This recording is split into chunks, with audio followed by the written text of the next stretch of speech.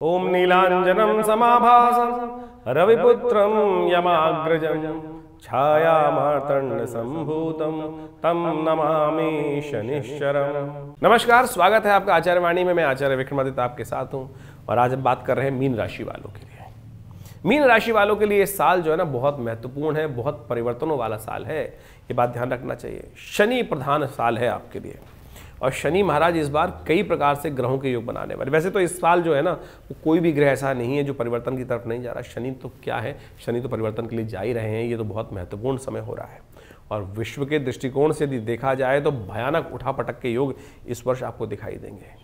शनि परिवर्तन, मंगल की तरफ परिवर्तन, विशेषतौर पर राहु परिवर्तन, बृहस्पति परिवर्तन, सब ग्रह परिवर्तन की तरफ जा रहे हैं। और स्वर्ण ये जो विशेषतौर पर शनि का परिवर्तन इस वर्ष 2025 में होने वाला है। यदि राशियों के दृष्टिकोण से देखा जाए तो लोह पद में चलते हुए शनि महाराज वो विशेष तौर पर जो परिवर्तन का योग लेकर आ रहे हैं वो ताम्रपद की तरफ जा रहे हैं। 7.5 आपकी जो चल रही है, आरंभ काल से 7.5 का मध्य काल, 7.5 का आरंभ हुआ चाहता है और ये 7.5 का मध्य काल जो है वो बृहस्पति के राशि में हो रहा है। शनि के अनुसार से शनि का पदार्पण जो है बृहस्पति की राशि में होगा। 29 मार्च के आसपास ही शनि का परिवर्तन का योग बनेगा और ऐसे में हम चाहेंगे आप बड़ी सावधानी के साथ कार्य करने का प्रयास करें। और समझ लें 7.5 का वर्क खराब तो होता ही है, लेकिन जिस प्रकार का योगायोग आपकी राशि के दृष्टिकोण से बन रहा है, बृहस्पति की राशि में शनि महाराज पदार्पण कर रहे हैं, तो उसके उपाय भी हैं शास्त्र में। और एक अच्छी बात यह है कि शनि महाराज जिस पैरों से चल रहे हैं, जिन पैरों से युक्त होकर चल रहे हैं, वो विशेष तौर पर लोह पद से निकलकर विशेष तौर पर शनि महाराज इस वर्ष जो है वो पदार्पण करते दिखाई देंगे, परिवर्तन करते दिखाएंगे, ताम्रपद की तरफ जाएंगे, नेगेटिव से पॉजिटिव योग बनाते दिखाई देंगे, बृहस्पति की राशि में जाएंगे। और यदि बृहस्पति को आपने ताकत दे दी, जी हाँ, यदि बृहस्पति को आपने ताकत दे दी, क्योंकि इस वर्ष जो बृहस्पति का योग है वो भी बहुत महत्वपूर्ण है। अतिचारी है बहुत ज्यादा, आपकी बुद्धि बहुत तेज चलने वाली है, स्थिर नहीं रहने वाली है, दुस्वाभाविकता बहुत ज्यादा रहने वाली है।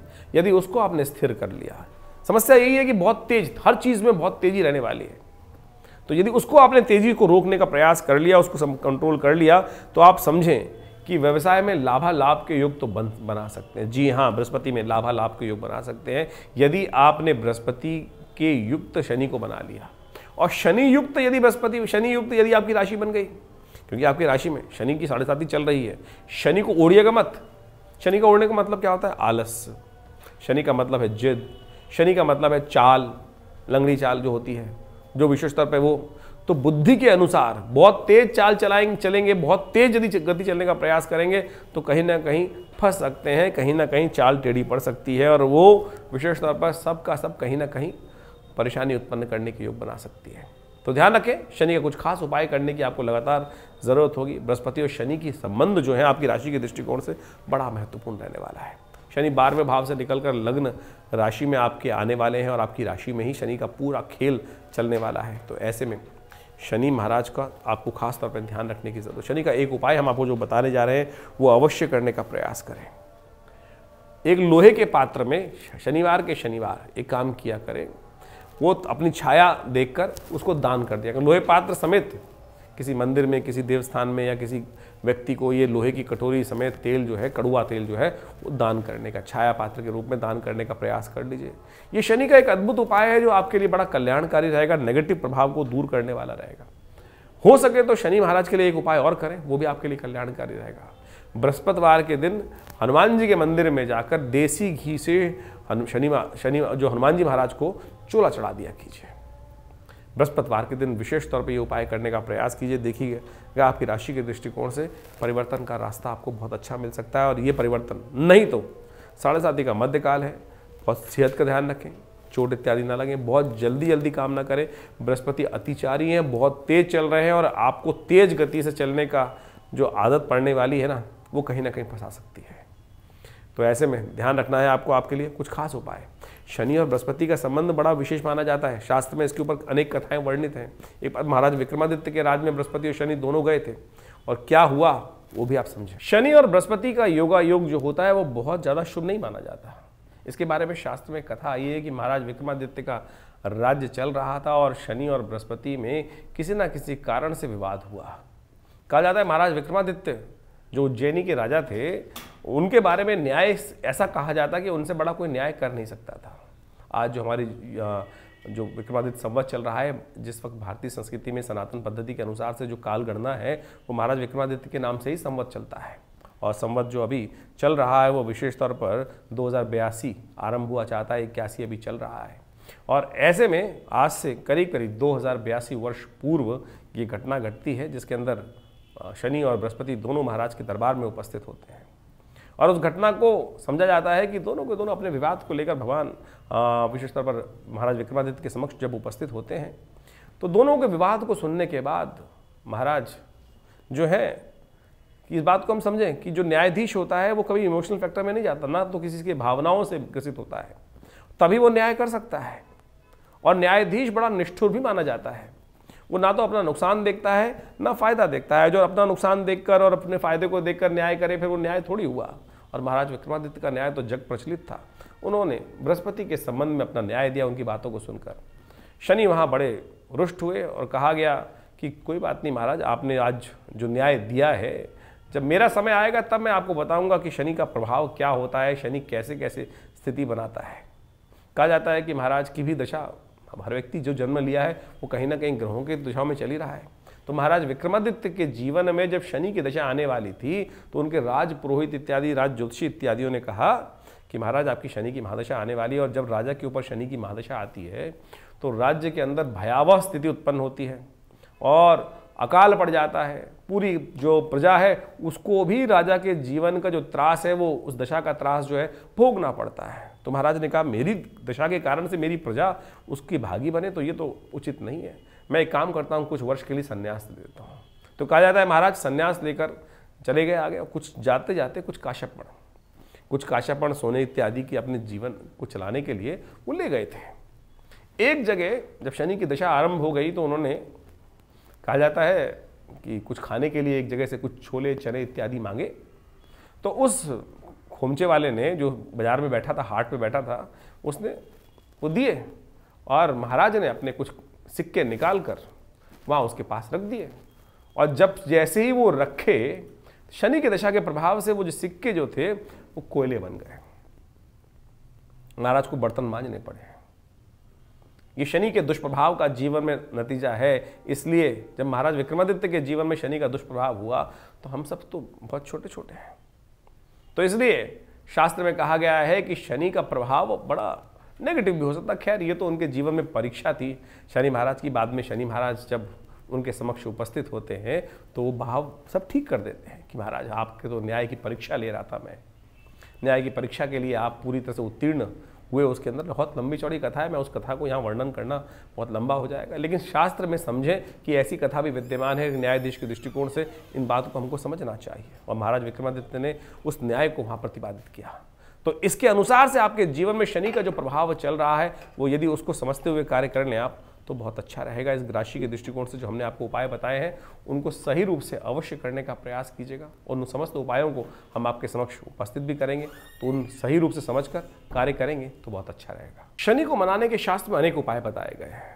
शनि वास्तविक तौर पर जीवन में जो भी कार्य करते हैं हमारे कर्मानुसार ही फल प्रदान करते हैं। इस बात को हमको अच्छे से समझ लेना चाहिए। शास्त्र में बहुत सारी विचित्र विचित्र विडंबनाएं, विचित्र विचित्र कथाएं उपस्थित हैं और उन सब कथाओं के माध्यम से हमें समझना चाहिए। एक बार एक शास्त्र में अद्भुत कथा आती है जिसके अंतर्गत शनि महाराज का संबंध भगवान कृष्ण के साथ स्थापित किया गया है। शास्त्र में कहा जाता है कि एक बार शनि महाराज भगवान कृष्ण के काल में बड़े संसार से परेशान थे। संसार से परेशान होकर, क्योंकि हर कोई जीवन में शनि महाराज की बात जब करता है तो शनि भयग्रस्त हो जाता है और तो और कहीं ना कहीं मन से कहता ही है कि शनि महाराज बड़े क्रूर हैं। कहीं ना कहीं मनोभाव डरते हुए इस बात को मन ही मन रखता है, मुख से तो नहीं बोलता है कि शनि के प्रताप के कारण ही जीवन में कष्ट हुआ। तो शनि इन सब भावों को समझकर एक बार बड़े रुदन करते हुए भगवान कृष्ण के समक्ष उपस्थित हुए और भगवान कृष्ण के समक्ष उपस्थित होने के बाद उन्होंने अपनी गरुण गाथा जो थी वो विशेष तौर पर भगवान कृष्ण के समक्ष उपस्थित करी और भगवान कृष्ण से कहा कि संसार में सबसे ज़्यादा लोग जो भी मेरे बारे में बड़े गलत बात करते हैं और हमेशा हर चीज़ का दोष मुझ पर ही मढ़ देते हैं। तो बड़े रुदन में थे, बड़े रो रहे थे शनि महाराज कहा जाता है। तो भगवान कृष्ण ने उनको अपने ब्रजमंडल में स्थापित किया। और वो क्षेत्र जो है कोकिला वन, कोकिला वन के अंदर आज भी शनिदेव का वो मंदिर जो है वो विशेष तौर पर स्थित है। और कहा जाता है कि भगवान कृष्ण ने ही ब्रजमंडल में उनको वो स्थान दिया कि तुम मेरे सानिध्य में रहो, और जब जो भी ये आशीर्वाद जरूर शनि को विशेष तौर पर वहाँ देना पड़ा, भगवान को आश्वस्त देना पड़ा कि जो भी वहाँ शनि महाराज के दर्शन करने को आएगा, उनके जीवन के जो भी कष्ट होंगे शनि उनको परेशान नहीं करेंगे। देखिए कई बार क्या होता है कि जीवन में, शास्त्र में तो कहा गया अवश्यमेव भोक्तव्यम कृतम कर्म शुभाशुभम, लेकिन क्या होता है कि कई बार अनायास ही कर्म होते चले जाते हैं, और जब अनायास हो जाते हैं तो व्यक्ति को पश्चाताप करने का मौका भी नहीं मिलता है, और उस पर जीवन में दंड जो है विशेष तौर पर मिलना ही है, निश्चित है वो तो। और एक बात मान लें, दंड जो है ना, न्यायाधीश जो होता है वो, हाँ कई बार क्या होता है कि हम लोग सोचते हैं इमोशनल पॉइंट ऑफ व्यू से कि वो कहीं ना कहीं माफ कर देगा। न्याय या तो होगा या नहीं होगा, वहाँ विशेष तौर पर भावनाओं का महत्व नहीं है, और न्यायाधीश जो होता है बड़ा निष्ठुर माना जाता है। अगर न्यायाधीश निष्ठुर नहीं होगा तो शायद न्याय हो ही नहीं पाएगा। इसलिए शनि महाराज जो हैं वो कहा जाता है तुष्टो ददासि वै राज्यम रुष्टो हर्षि तत्क्षणात्, और उनका जो प्रभाव मंडल इसी प्रकार से है कि यदि किस पे तुष्ट हो जाए, किसी पे संतुष्ट हो जाए तो राज्य तुरंत दे दें, और रुष्ट हो जाए तो राज्य एक क्षण में समस्त प्रकार से हर लें। तो शनि महाराज ने वो बात भगवान के पास रखी, बिल्कुल जैसा आप कह रहे हैं वैसा होगा कि जो आपका भक्त, भगवान का भक्त, भगवान कृष्ण का भक्त, विष्णु जी का भक्त, वहाँ पर जाकर शनि महाराज के निमित्त विशेष तौर पर तेल इत्यादि जो भी अनेक शास्त्र में उपाय बताए गए हैं, दरिद्रों की सेवा करना, गरीबों की सेवा करना, परित्यक्तों की सेवा करना, हनुमान जी का पाठ करना, ये सब चीज़ें जो भी करेगा उसके जीवन के कष्ट दूर होने के अद्भुत योग बन जाएंगे। और यदि कोकिला वन में जाएंगे ना आप तो वहाँ बंदर बहुत है, और शनि का एक बहुत विशेष उपाय है जो हनुमान जी के साथ संबंध करता है। वहाँ पर मंगलवार के दिन गुड़ चना इत्यादि यदि वानरों को दे तो कहा जाता है कि शनि के बहुत सारे दुष्प्रभावों को दूर करने के लिए भी बहुत अद्भुत योग बन जाता है। शनि के अनेक उपाय शास्त्र में वर्णित हैं। एक उपाय बहुत विचित्र है, वो भी आपको ध्यान देना चाहिए। यदि शनि परेशान कर रहे हों तो कौवे, जब भी आप भोजन करें तो उसका एक ग्रास निकाल कर कौवे के निमित्त डाल दें। ग्रास तोड़ा और कौवे के निमित्त डाल दिया, देखिएगा ये अद्भुत रूप से आपकी रक्षा करने का योग बनाएगा, कष्टों को दूर करने का योग बनाएगा।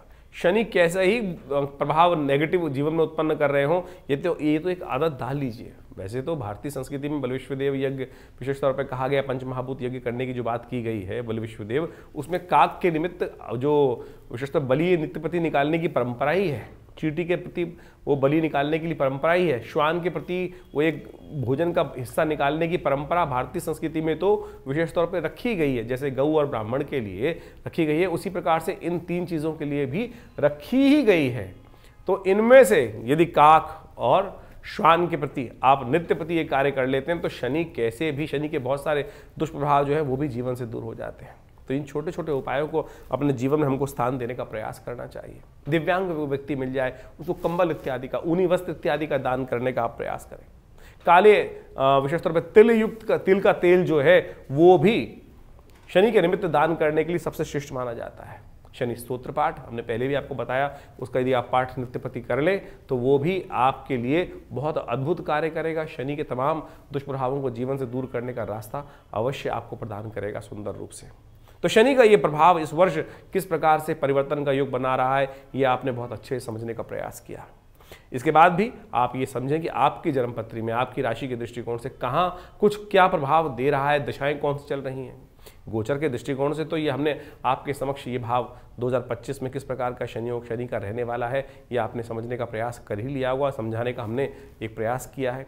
तो इसके बाद भी जन्मपत्री में कौन सी दशाएं चल रही हैं, जन्मपत्री में ग्रह आपके किस प्रकार से बैठे हैं।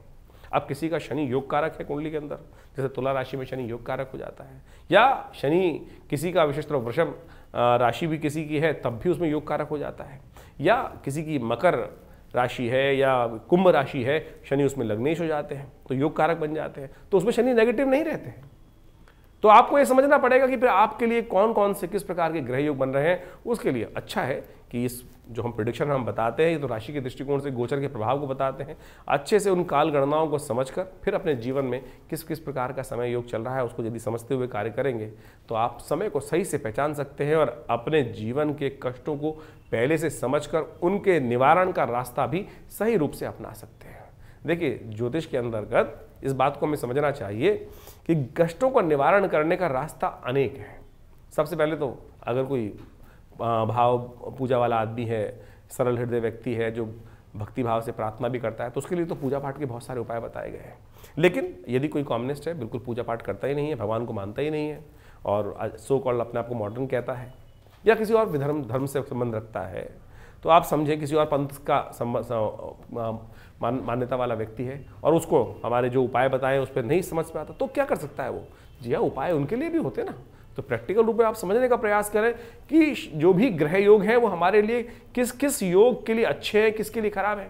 अगर किसी व्यक्ति की कुंडली में शनि महाराज का या किसी ग्रह का योग बन रहा है कि व्यवसाय के लिए खराब है और फिर भी वो व्यक्ति आने वाले समय में उस व्यवसाय की तरफ ही आकर्षित हो रहा है, तब क्या फंसेगा, नुकसान कराएगा।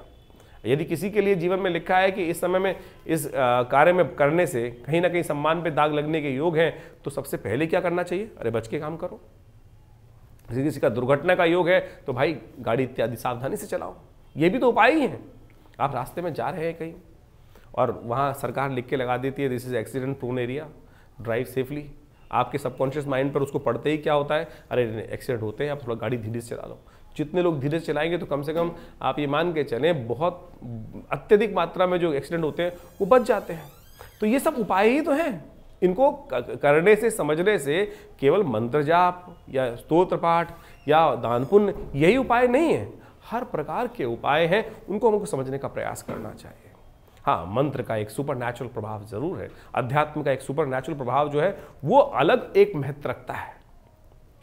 और एक अब देखिए, भविष्य जो है, भविष्य की घटनाएं जो हैं जीवन में जो कर्म के अनुसार से बनी है वो अवश्यंभावी हैं। हाँ, इतना जरूर है कि सूली का हल्का सा सूल बन जाए, एक बहुत बड़ी समस्या का छोटा सा रूप में उन कष्ट के निवारण करने के लिए के रास्ते बिल्कुल बन सकते हैं। और वो आपके कर्म के अनुसार, ये भी कर्म ही है, प्रत्यक्ष रूप से कर्म भी कर्म ही है। तो इसलिए ऐसी विडंबना मन में ना पालें कि ज्योतिष में है अरे पूजा पाठ करना पड़ेगा, भगवान का जप करना। अरे कर लो तो बहुत अच्छा है, कर लो तो बहुत अच्छा है, सरलता देगा। अध्यात्म पूरे विश्व में अब तो रिसर्च करके बताया जा रहा है कि जितना व्यक्ति आध्यात्मिक होगा उतने जीवन में उसकी बहुत सारी एंजाइटी संबंधी समस्या, शारीरिक तौर पे व्याधि रूप समस्या, मानसिक तौर पे समस्याएं कम होंगी, लंबा जिएगा। और जितना अध्यात्म से शून्य व्यक्ति होगा, जो उनमें बहुत सारी और समस्याएं जीवन में उत्पन्न हो जाती हैं, उसको हर चीज़ अपने आप करनी है और कहीं ना कहीं ऐसा व्यक्ति जो है उदासीन हो जाता है। आप देखें पूरे विश्व में आज जो धर्मनिरपेक्ष देश अपने को कहते हैं, वहाँ सुसाइडल टेंडेंसीज कितनी ज़्यादा हैं। आज भारत के अंदर भी जितने लोग धर्म को सही रूप से समझ नहीं रहे हैं और केवल बाह्य रूप समझने का प्रयास करते हैं, उनके मनोमस्तिष्क में इस प्रकार की भाव उत्पन्न हो जाते हैं कि वो अपने आप को जो विशेष तौर पर गलत तरफ उद्धृत कर देते हैं, गलत तरफ चले जाते हैं। लेकिन सनातन भारतीय संस्कृति में इसको महापाप कहा गया। तो वो कारण क्या है? क्योंकि अध्यात्म हम सही रूप से समझ नहीं रहे हैं। तो इसलिए ज्योतिष को सही रूप से समझने का यदि हम प्रयास करें और हम लगातार इस क्षेत्र में आपके साथ लगातार जुड़कर आपके ग्रहों गणों के दृष्टिकोण से इस वर्ष को शुभ करने के लिए बहुत सारे उपाय आपके समक्ष बताते रहते हैं। आशा करते हैं इस पूरे सिद्धांत को आप सही से समझकर अपनी राशि के अनुसार से जीवन में सुख, समृद्धि, सफलता की तरफ अग्रसित होने का प्रयास करेंगे। वर्ष आपके लिए बहुत शुभ रहेगा। और कोई खास समस्या है तो चिंता ना करें, आप हमारे आश्रम से जुड़कर फ़ोन नंबर्स पर संपर्क साध कर अपनी समस्याओं का निवारण कर सकते हैं। और हमसे मिलने के लिए रविवार को यदि आप कोई बहुत बड़ी कष्ट है, कोई अपॉइंटमेंट नहीं लेना चाहता है तो चिंता ना करें। रविवार को सुबह 8 से 10 बजे तक विवेकानंद योगाश्रम दिल्ली में जमुना पार लक्ष्मी नगर क्षेत्र में आप स्वयं आ सकते हैं और वहां आकर हमारे साथ यज्ञ में भाग लेंगे और अपनी बात करेंगे तो हम अवश्य कुछ ना कुछ रास्ता आपके साथ जुड़कर आगे बढ़ने का अवश्य बना के देंगे आपको।